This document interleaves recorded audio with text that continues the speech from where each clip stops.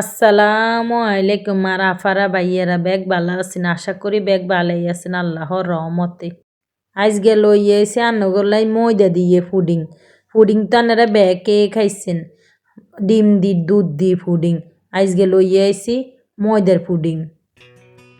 দারচিনি এলাচি তেজপাতা বেগিনি কিনি দিয়েছিলাম দি তো বালা করে দুধের লগে মিক্সার করেছি লবণও কিনি দিয়ে দিছি নুন কিনি দিই তো চিনিও দিয়ে দিছি বালা মতন গলবেল নাই চিনি 1 কাপ দিয়ে দিছি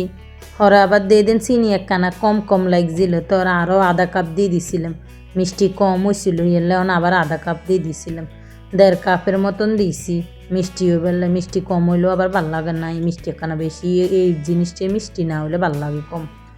বালা করি হলে উঠতেছে উঠতে তো 1 কেজি দুধরে আধা কেজি করি জাল দিতে ওই এক সাইডে থুই দিছি থুই এল ক্যারামিন তৈরি করছি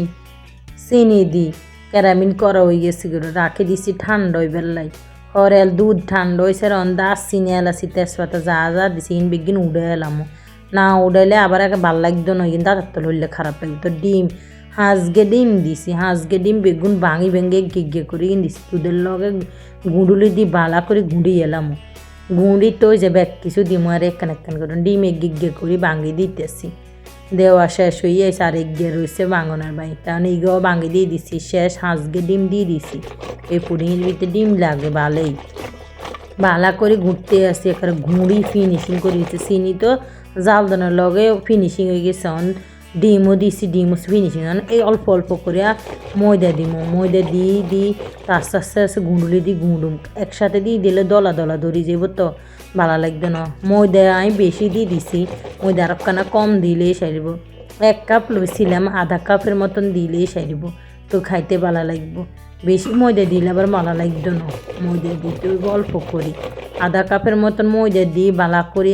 আর বেকিং পাউডারও একটু দিয়ে দিছি যেহেতু ময়দা দিছি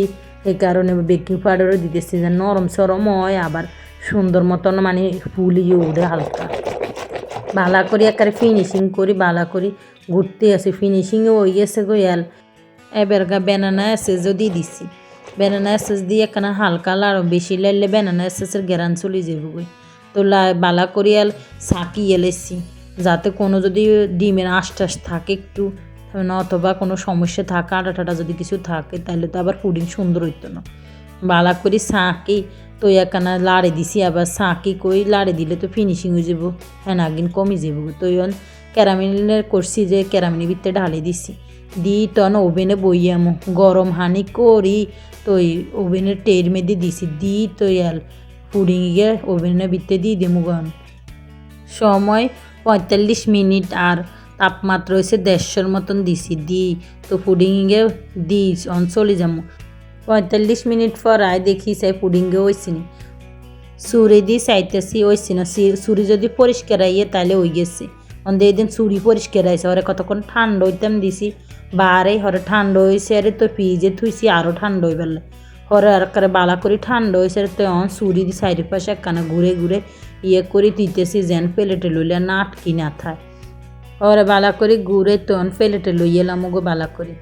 একদম উল্টে লই এলাইছি